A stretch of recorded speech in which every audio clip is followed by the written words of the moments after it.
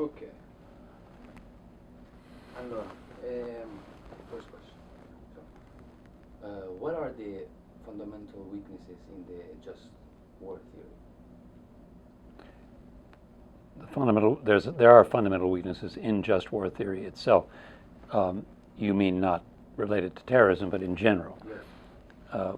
Well, just war theory assumes that there is such a thing as a concept of proportionality, which means that the legitimate response to an attack or to a harm inflicted on you should be proportional to the harm that you suffer. But because war often involves prevention, this leads you into a dimension of trying to imagine what would be proportional to a harm you haven't yet suffered. And so what could that be? What sort of standard is there? And particularly in the nuclear age, the idea of a proportional response to a potential nuclear attack seems to have no limits. Second, the concept of self-defense which is the justification for a legitimate war, or a legitimate war is a war of self-defense. What is the self? How do you define the self that needs to be defended? It's a very plastic concept. It's too plastic. It's infinitely expandable. It can mean yourself and your property, yourself and your allies, yourself and your allies' property, yourself and your allies' property, and so on. So you can, there's no, it's simply such a plastic category of what is a just war. And of course, when war has begun, people, as you know, war aims, put it that way, war aims evolve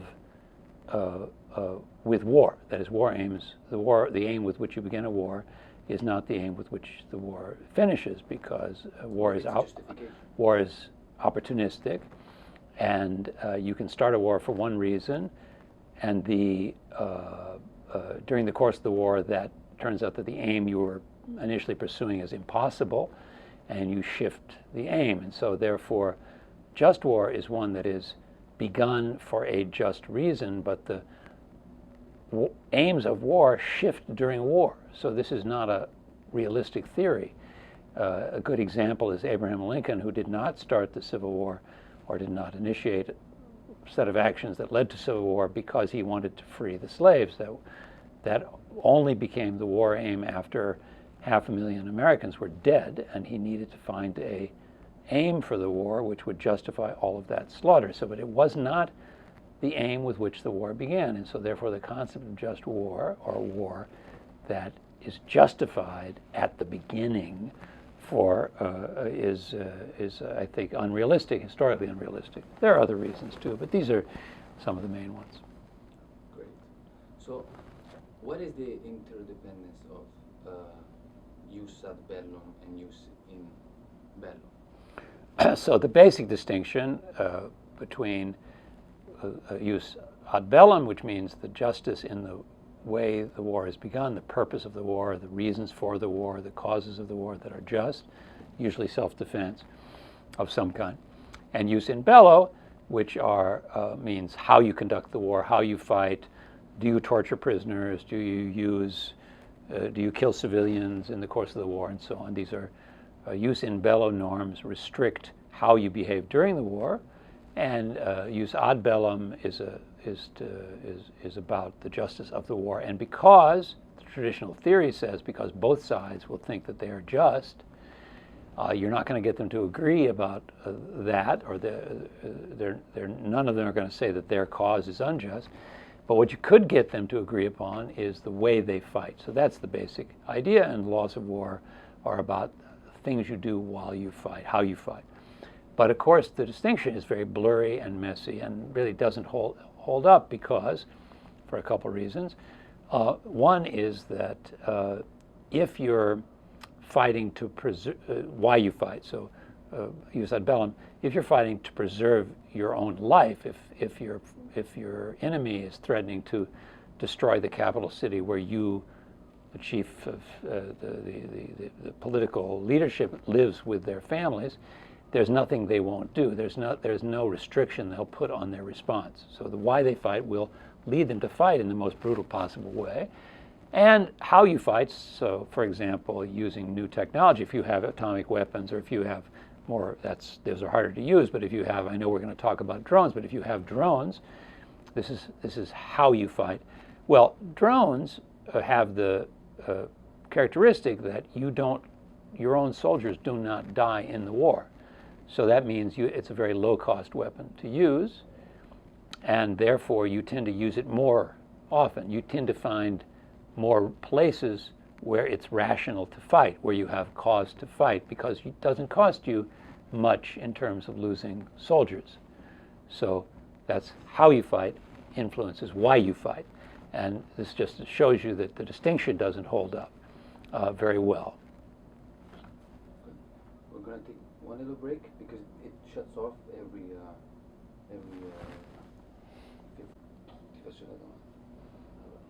So why can't just war be applied to the war on terror? Well, I would say the Geneva Conventions and other laws of war do not apply to the war on terror for several reasons. First of all, terrorism is not doesn't fit easily into the categories of either crime or war. It's not really war because war is a war between nations, and terrorism is not. One side is not a nation. In fact, probably both sides, neither side is a nation. But in any case, the terrorists do not belong to a nation in which the soldiers of the nation, in a sense, are obliged to fight. So what's characteristically unusual about the war on terror is that one side of the war is made up entirely of war criminals. In a normal war, the other side are not all criminals. There are enemy nationals who are even civilians, and there are soldiers who are not criminals, who are fighting for their country and have a duty to fight for their country. So first of all, this is an oddity from the point of view of the laws of war. Second, the laws of war are structured on the assumption that the war will end. And one of the reasons for obeying jus in bello norms, such as not torturing prisoners and so forth, is that after the war, the two countries will have to live together. It's not an accident that one of the first codifications of the laws of war, the Lieber Code, in the 1860s, was drawn up to regulate the Civil War in the United States, in which the two sides spoke the same language, belonged to the same culture, and were going to live together after the war was over. So there are limits to what you will do to the other side because you are expecting peace. So war goes together with peace because war does not last forever. Like crime, however, terrorism can last forever, and therefore there's no end to it. And so it creates a very different dynamic.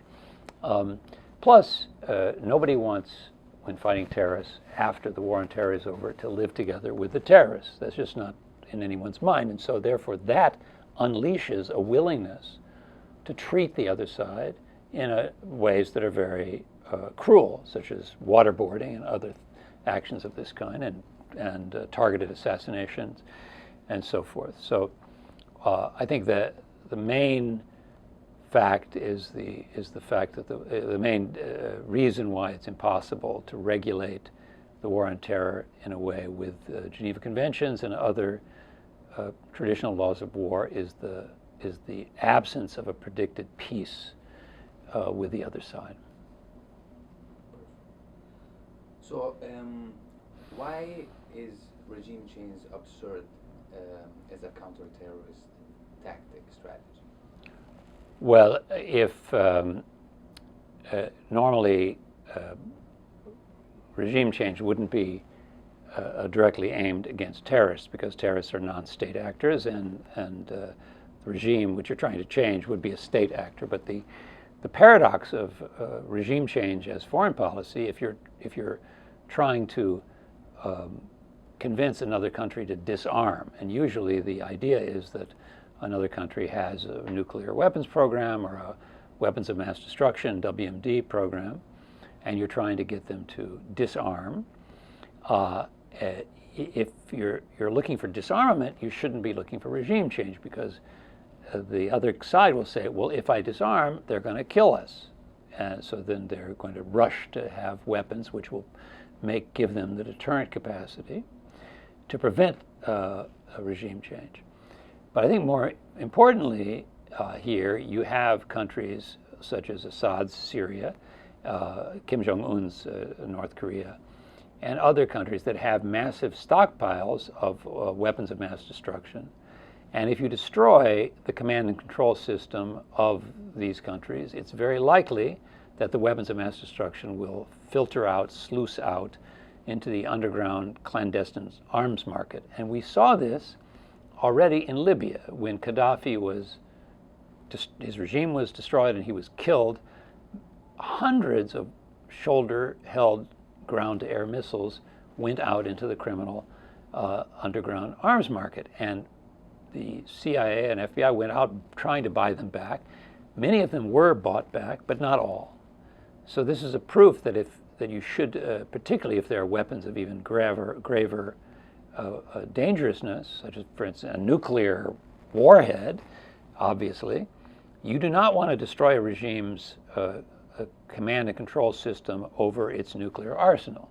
For example, in Pakistan, it would be the worst thing that could happen is for those weapons to fall into the hands of a non-state actor who has no return address and against whom no deterrence could possibly work. Perfect. Okay. The principle of distinction, civilians, combatants, of the past, is it still feasible today? And is the drone the answer? Yeah, okay. So, I mean, the first thing to say about the distinction between civilians and combatants, non-combatants and combatants, is to say a word about its history. Because it's obvious that the reason, or obvious. I have to turn it off and back on, because otherwise it's going to... So the first thing to say about the distinction between combatants and non-combatants is to reflect on its origins. Originally, the idea was not to make this distinction to protect civilians. It was to enforce the capacity of the general staff and the leadership of the military unit of an army, control its troops, to allow it to control its troops. So if you have two targets of an invading army, one is a city with civilians in it, and the other is the opposing army. The civilian, if your army goes into the town, it can rape the women and steal the wealth. It wants to do that. If it goes against the army, it has a very high chance of being killed. So it doesn't want to do that. So it was essential to have rules of war such that if your soldiers attacked civilians, they would be punished severely for doing that. That's about the command of the officer corps over their soldiers. It's not about the rights of the civilians. Another way to put this more simply is that killing civilians is a waste of ammunition, which is not really a very logical or reasonable way to conduct a war. Now, if you're talking about, you want to know about today as well, and whether or not this can survive. Now, traditionally, technology has made it, has had a huge impact on what kind of killing was permissible and unpermissible, what kind of targets were permissible and impermissible. So when the first aerial bombardment when aerial bombardment became a part of war for the first time, it was impossible to have a rule against killing civilians because you couldn't target easily. As you know, nuclear weapons are basically, well, now you have battlefield weapons and so forth, but for decades and decades, nuclear weapons were only a counter-civilian. It was only usable as a way to threaten killing civilian populations, as we did in Hiroshima and Nagasaki. So these weapons meant that if you couldn't kill civilians, you couldn't use the weapon. The weapon would be useless. Well, no military is going to accept the idea that their weapons are useless, so therefore they basically ignored the norm against killing civilians or non-combatants. It's also kind of an interesting historical sidelight that in the 18th century in the United States, there was a rule about killing only soldiers and not civilians, and it was judged that the American Indians would kill both soldiers and civilians, including women and children. Since they did that, they were not civilized.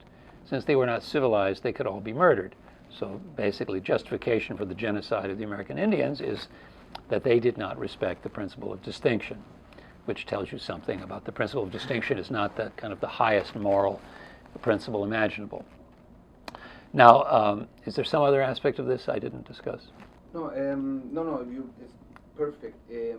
Now, what about today? So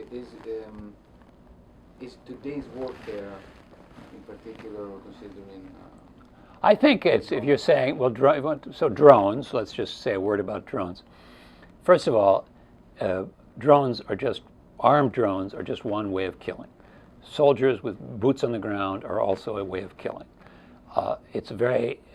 Seems very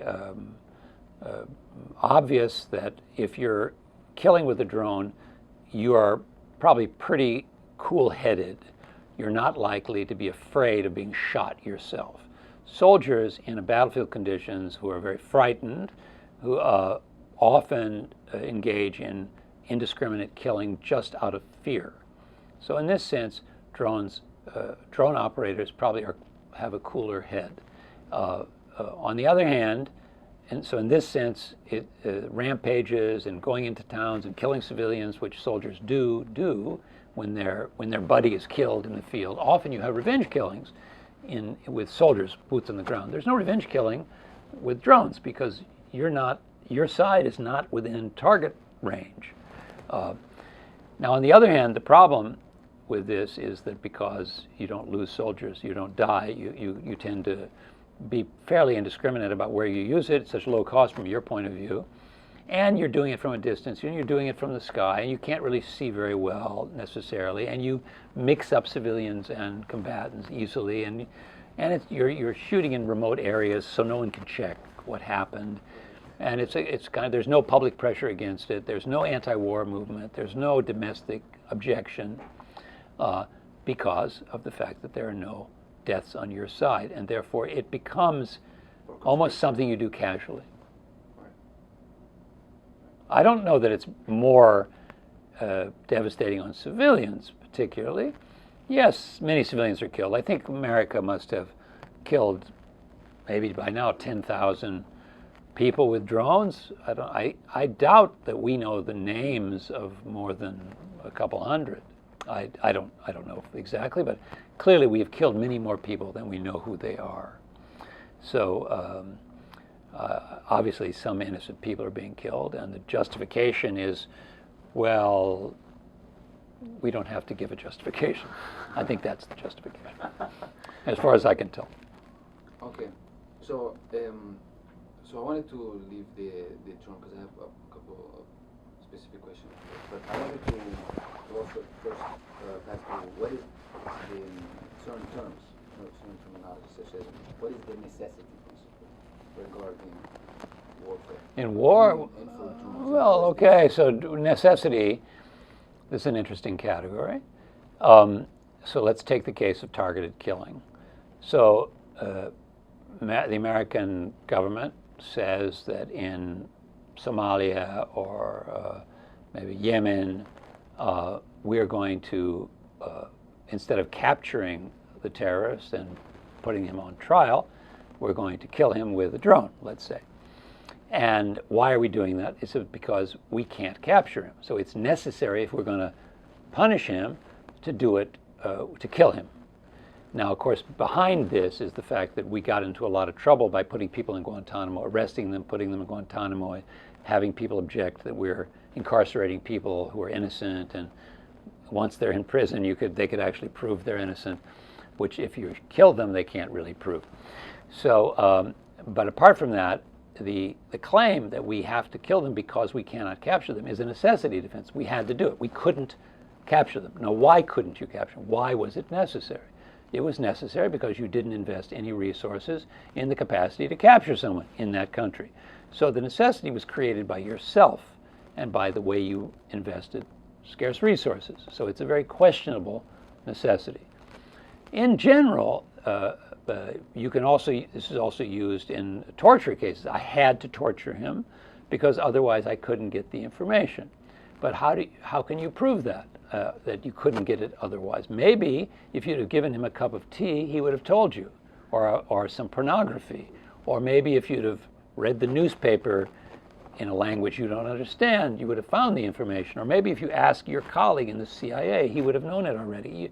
This is the fact that it's necessary to torture to get information. That's a very dubious claim, very hard to prove. But it's used as a way of telling you to shut up and don't ask me. Basically, I claim necessity, and it means don't ask me and go away. In law, in criminal law, necessity, if I met a person whom I owed $100,000 to, and I met him in the park at 3 in the morning, and I killed him, and I said the reason I did that is he was trying to kill me, that would be it would be a necessity defense, but no one would believe me, because you can fake necessity, you can pretend necessity, and it's a basic principle of legal theory that necessity can be faked. And so when people justify what they do on the basis of a necessity claim, you need to question whether or not they're making it up. Great. Okay. Let's do one more pause. No, okay, 10 minutes. Okay.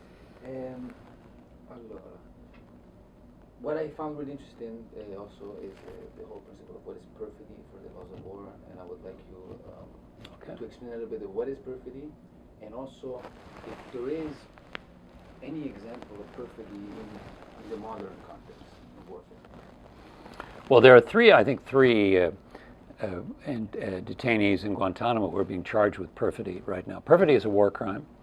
It's a paradoxical crime because in war, deception is allowed and expected. You may tempt the enemy, lure the enemy out into a trap by pretending to retreat, and then when they get into the trap, you kill them. So that's completely conforming. That conforms to the laws of war. That's not impermissible. What you may not do, there are certain things you may not do, such as use an ambulance to convey soldiers and weapons. But I would focus on, as the main crime of perfidy, using a flag of truce to pretend that you want to negotiate armistice or a peace of some kind, and then using that to lure the enemy out and then kill them. And the reason this is such an important, that's the kind of deception which is not allowed, it's condemned by the laws of war, even though of course people do it. Just like using the white flag of surrender as a way of getting people to come out and then shooting them. What happens in war, if you use the white flag of surrender to lure the enemy out and then you shoot them, after you do that, everybody who uses the white flag of surrender will be shot. So it's a trick that has many victims, subsequent victims. But the flag of truce has a logic I think is the most important one, which is you want to condemn in the most extreme terms behavior which makes it difficult to move from war to peace. So if you taint or obscure or make people distrust the symbols of offers of peace, that's a crime against humanity in a sense, because the state of war is horrible, and anything that obstructs the passage from war to peace should be condemned in the most extreme terms. So the crime of perfidy, the core of the crime of perfidy, is, in my opinion, the behavior which makes peace more difficult.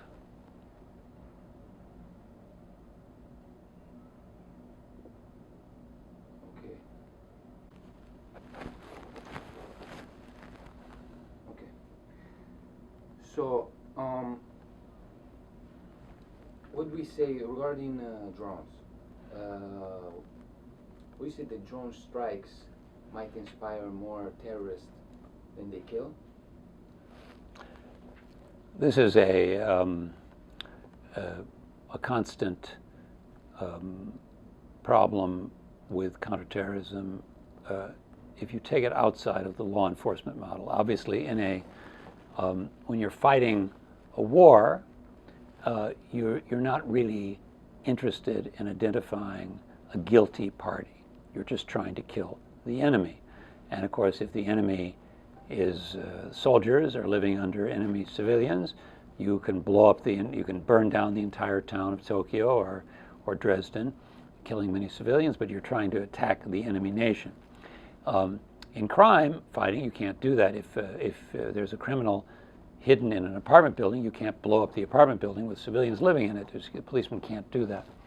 So terrorism, to the extent that we consider it a kind of war, leads to a reduced sensitivity to to collateral damage or to the deaths of innocent bystanders.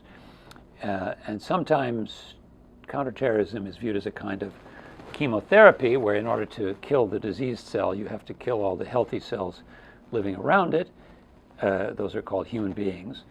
And of course, if you're sending the message to a community, let's say a community of Muslims living in some Muslim country, that no matter what they do, we're going to feel free to kill them, this tends to make them angry.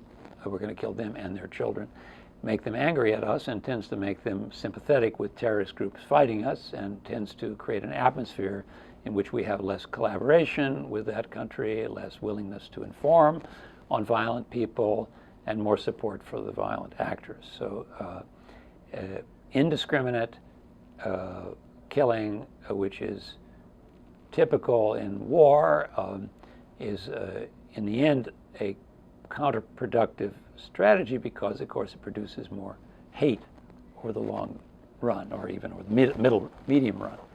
So I would say giving up, because it's hard. Of course, this is one of the techniques of terrorism, particularly suicide terrorism. If a suicide terrorist attacks you and dies, you can't punish the person who attacked you because he's dead.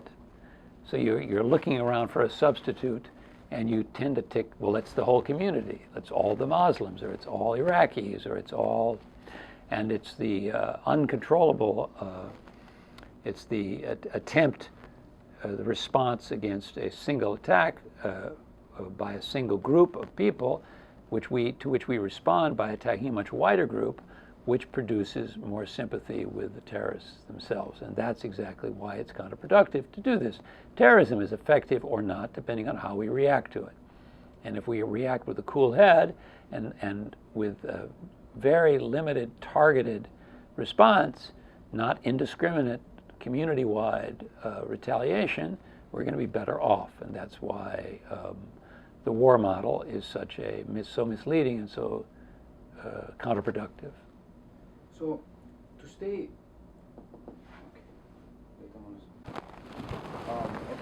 so at the same time, because like the ability to attack this enemy that is so far with these machines like a drone, like a missile, definitely does not encourage the enemy to make themselves distinct from the local population. So as one tries to target as close as as better as one can, is it possible? The more precise and long distance weapons one has, the more the enemy will go on the ground. So the question is that could we say that the principle of culpability in criminal law, which is in a certain sense the core of the drone, of the use of the drone tactic, is it much more a representation of our need that we have to do something good, that is precise, that is not killing civilians, than actually it is in reality? I don't know if I... Well, you said several things there. I do think the emergence of armed drones was actually caused by the search for Osama bin Laden before 9/11. They wanted to arm drones in order to kill him. and they weren't allowed to do it, and so forth, and so people were very angry about that. So that would be a very punitive and particularized strike. By now, drones are used against groups that look like they could be terrorists, and who knows how many of them are. Some are, obviously, but not all. But you're asking something else about I think in general, in asymmetrical war, and this would include guerrilla war, the weaker side has a strong strategic interest to disguise itself as a non-target. It's going to it's just kind of camouflage. It's going to try to look like those who are not targeted, look like civilians. Now that's a war crime, you could say. Now the Americans also do this. We send in CIA operatives dressed in civilian clothes, trying to look as if they are locals. So I think from the point of view of reciprocity, it's fairly hypocritical for us to be accusing the other side of not dressing like soldiers when we do that ourselves. But apart from that, it's of course inevitable. People who are being targeted will try to look like non-targets. That's just the elementary self-defense. Now, I don't know that it's a big distance, even if they're, even at close range. Most of the attacks on American outposts in Afghanistan come in the form of Taliban fighters dressing like Afghan soldiers. They try to look like a non-target in order to get close enough to shoot you. So that's what they do. That's a crime. It's a war crime. They're going to do it. They do it. They're not going to stop doing it because it's too much tactical advantage in doing it. So you can declare it illegal all you want. It's not going to stop it. Right. No, but then what I meant was, could it be that basically the drone as a tactic is more effective as a domestic for us, political tool, as a domestic political tool than actually a strategical?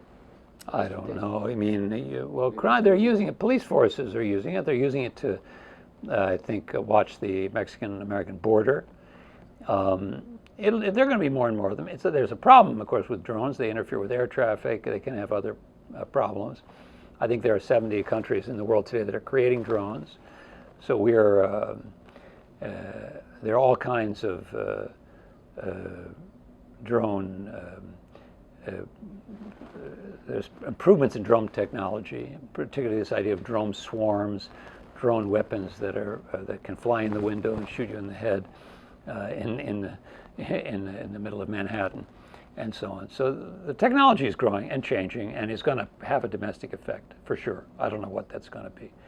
I wouldn't say the blanket statement that they're more important domestically than abroad. I don't see why that would be true. Okay, so another question: how does the use of drone and basically drone warfare affect intelligence gathering in general? I have no idea. What do you have an opinion on it? I have no idea. I mean, you mean different than satellite, different than? It's a kind of, we have intelligence gathering as human. There's human intelligence, and then there's wiretapping, and there's checking email and ATM transmissions, and there are all kinds of sources of information. I think drones are probably one important source. You can hover over a place for a long time, out of range, get a pretty good pictures of what's going on there. I think it's just one. It's one source of information among others. I don't know that it's particularly special.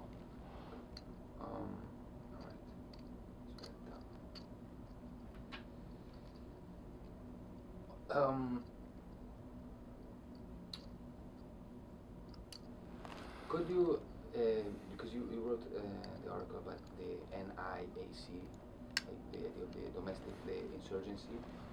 Non-international armed conflicts, right. Yeah. So can you talk briefly about what that is and what well, I mean, there is an analogy. So there is war between nations, there's crime fighting between the state and criminal groups, and then there is non-international armed conflicts, which would be a rebellion within a country. Such as, there was the American Civil War. That would be a non-international, because international means between nations. So a rebellion inside a country like the FARC inside of Colombia would be a non-international armed conflict. It's within a country. And it has many of the characteristics of the war on terror. It's the state against a group that's not legitimate in the state's eyes, and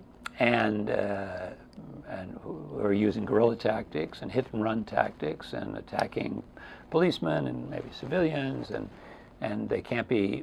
It's too large to bring them in front of a court. You can't just arrest them. There are too many of them. You have to use force against them. So many of the features of counterterrorism. Now the difference is both the 1960s and 70s European radicalism, the Baader-Meinhof and the Red Brigades and so on. They had a kind of international status. They were international. They were not international, meaning between states, but outside. They roamed across state borders easily, and they were attacking many states at the same time. And this is similar to Islamic terrorism, which are roaming across state borders and attacking many states at the same time. So they're not exactly a single constituency, single jurisdiction rebellion like the American Civil War. It's a multi-jurisdictional, trans-border, cross-border movement that attacks multiple states at the same time. So in that sense, it's a kind of globalized domestic insurgency. It's a kind of globalized insurgency. And one kind of feature of this is that imams in Europe who've been exiled from their countries, let's say from Jordan, or teaching in Paris or London, have to recruit people into their radical mosque. They were doing this in the 90s, 80s and 90s. And to do that, they had to have a message which would appeal to Algerians and Saudis and Yemenis and Libyans, Egyptians. And therefore, they didn't pick the ruling class of any one nation. They didn't say, we're against Mubarak, or we're against the Saudi royal family, or we're against so-and-so. They picked common enemies, the West, Israel. They were trying to find a rhetoric that would attract kids from all over the Muslim world.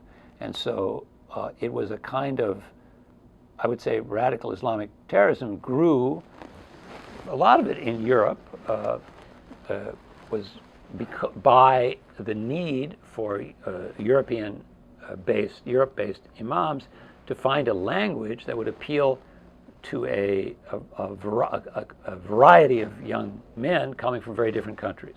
So they found a language of a common language.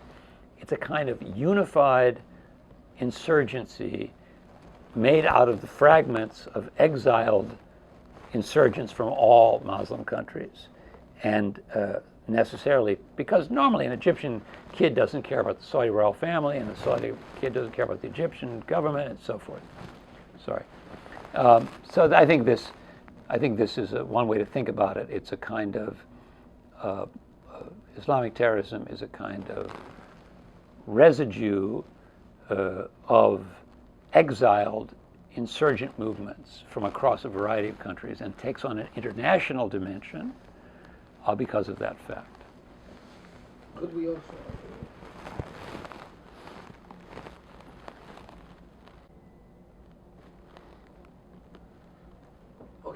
could we also say that the superior technological military tactic can, in a certain sense, force a weaker party to decentralize control and thus also internal discipline, which could lead to basically a military culture of I don't understand. Okay.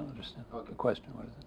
Basically, I would like to know your take about the fact that this asymmetrical war, which is the disparity of technology, really, in warfare, forces the weaker party to basically they can only adopt certain methods of warfare, such as terrorism, or perfectly by looking like civilians, and not become state actors because they're geographically located in a place. That's why it becomes international.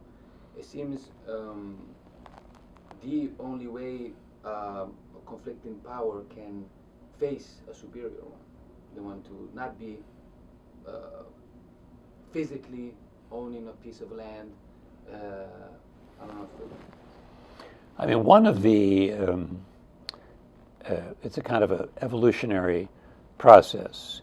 If you're facing a superpower, you want to develop a organizational structure and a set of tactics which diminish the value of the assets that are held by the superpower. So if the superpower has a giant military, and so with a massive army, you want to do things like urban warfare where you're shooting policemen on the street or something where you can't use the army. It's a natural thing. You develop an organization that makes it very difficult for the power you're fighting to use their superiority. You're not going to be superior to them, so you act in a way that their superiority doesn't matter. I think that's the way of warfare. And by the way, weaker parties consistently win wars against stronger parties. So I think in this sense, having a massive military and investing massively in military is not necessarily a key to a victory. Americans were much more powerful than the Viet Cong, and they lost. Of course, it's true that the Viet Cong got help from the Chinese and the Soviets, but they were weaker. We were stronger. But they beat us because they played a better game than we did. So in that sense, technology does not result in... It doesn't. Technological superiority, the stronger parties, I'm saying something like 80% of I'm not sure, over 50% of wars in the last 50 years have been won by the weaker party. It tells you everything you need to know about that. That's really interesting. Allora,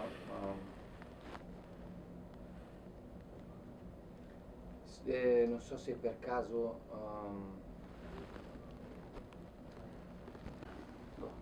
one of the main features of counterterrorism is that political leaders faced with a terrorist attack don't know what to do. In fact, you can define an emergency as a situation in which you have to do something but you don't know what to do. And this situation can lead political leaders to do irrational things like invade Iraq or something. So the main imperative for facing terrorism is to keep a cool head and not feel constrained to show that you have agency. So what happens when you're attacked is that you feel like you're a victim, you've been passive, you're on the receiving end of violence, and so there's an enormous psychological pressure to show that you can deliver violence to someone else. It doesn't matter to whom, against whom, even if it's ineffective. It's just to show that you are not passive. That is the worst thing you can do, but it's very psychologically predictable that human beings do this. So I would say, as a general rule, after a terrorist attack is to count to 10. Don't respond immediately. And above all, don't create an expectation that the government has to show that it's tough. Maybe in symbolic ways it's fine, but certainly not doing something very aggressive, because this is no good consequence. The consequences, people who do this aren't thinking about consequences. They're just thinking about, you hurt me, I'm going to hurt you, or I'm going to hurt somebody, or I'm going to show that I'm not weak. So I think this is, if you know anything about human nature, people, when they're hurt, want to show that they're not weak, and so they try to hurt somebody else. It has nothing to do with strategic thinking. Strategy means taking into account how others will react if you act in a certain way. And if you make a population feel, if you kill children randomly, people in that community are going to hate you and they're going to support terrorism against you. So you shouldn't do that, even if it makes you feel good in the moment after you've been attacked. So I would say the most important thing is to resist the desire to act just to show that you have the capacity to be active.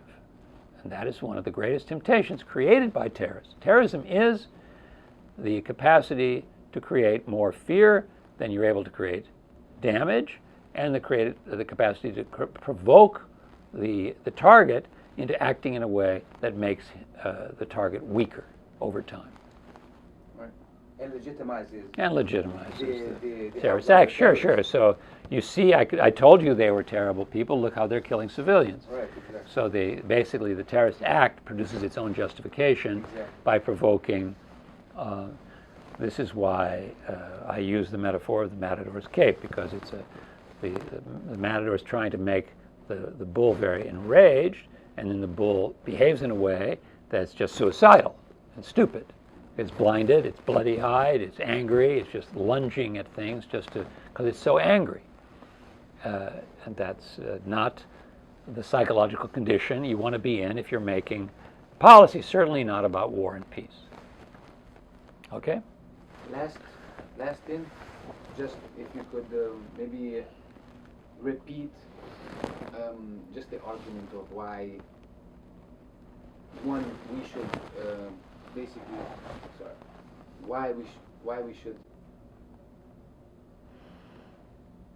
why we should use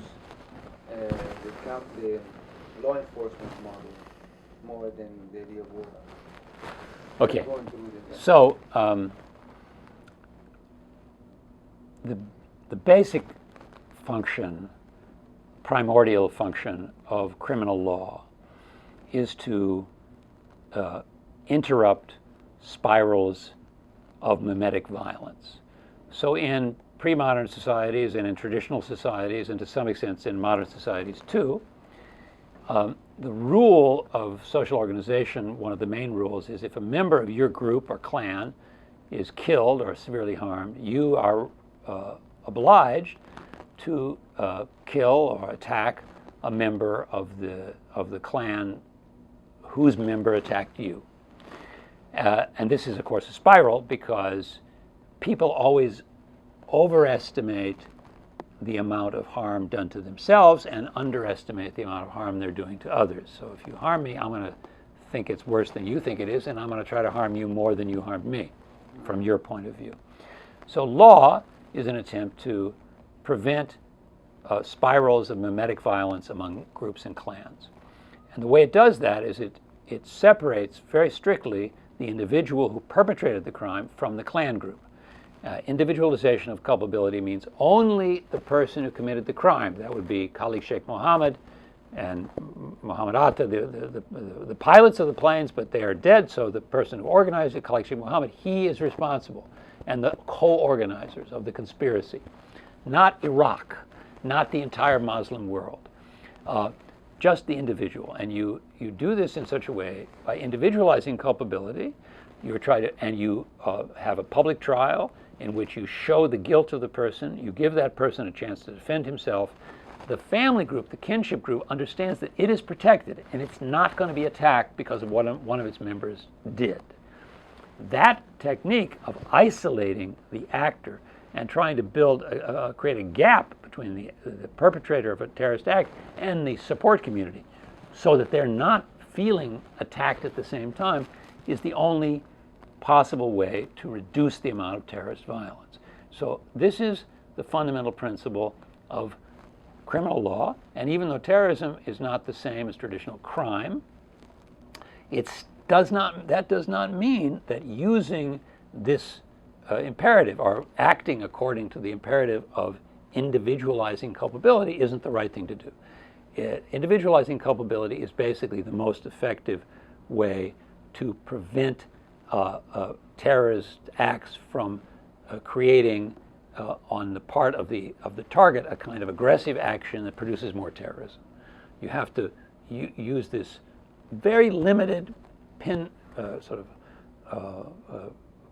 individual targeting of those who committed the act and not their kin group, and make it very clear that the society from which they come is in no way responsible, even though there are probably people in the society and in the kin group who had some complicity, but you don't approach it that way. You try to make a distance between those who are committing the violent act and their community, and above all, not punishing the group, not destroying the homes of the family, not cutting off all the electricity in the part of the city where the person lives, and so forth. All of those things are counterproductive because they follow the logic of clan revenge. And of course, what you see in a place that, in countries that act in this way, is that you produce hatred among the communities that will never die. And a great example of this is, for instance, the invasion of Iraq, when the idea was to take out Saddam, right, and take him to court, and but then Brennan also extended the basically the alone of culpability to all the Ba'ath member party, excluding them from having any say in the reconstruction. So that's in a way, and that was the source of all the insurrection, and then we could say also all the problems that went on in Iraq. It was a very big mistake. Right, but isn't this like similar. That mistake? It's similar. Painting everybody and not basically having an idea that you have to live with your enemy. That was kind of at the basis of. No, the Americans made such a mess of Iraq, but the primary principle. This is Machiavelli, basically, who says when you overthrow a leader of another country, do not at the same time eliminate all the people who were his servants, because those are people who have a tendency to be servants, and they will be your servants. All they're doing is trying to survive, and the way they know how to survive is to take orders and to be subordinates. They're not going to be subordinates to a person who's now dead and disappeared. They'll be subordinates to you. So anyone who is, in a way, servile, obsequious, just getting along, keeping his head down, you keep them, because they will be useful to you. And this is what we did in Iraq. We went in and destroyed the entire state structure. We destroyed the state. We destroyed the Iraqi state. There was nothing left except clans. Clans, religious militias, paramilitary groups, and it was a total disaster, and it remains a disaster to this day. Okay. That's it. Thank you. Okay.